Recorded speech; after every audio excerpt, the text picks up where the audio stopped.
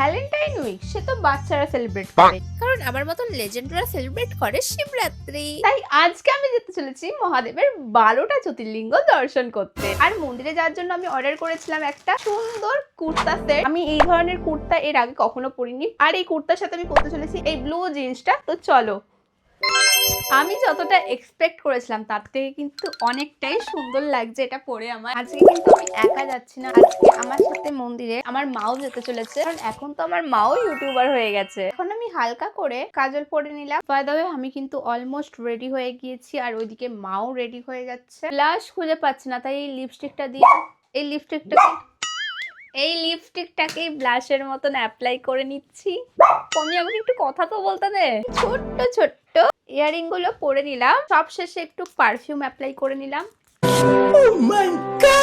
And ব্যাস, আমি কিন্তু পুরো রেডি।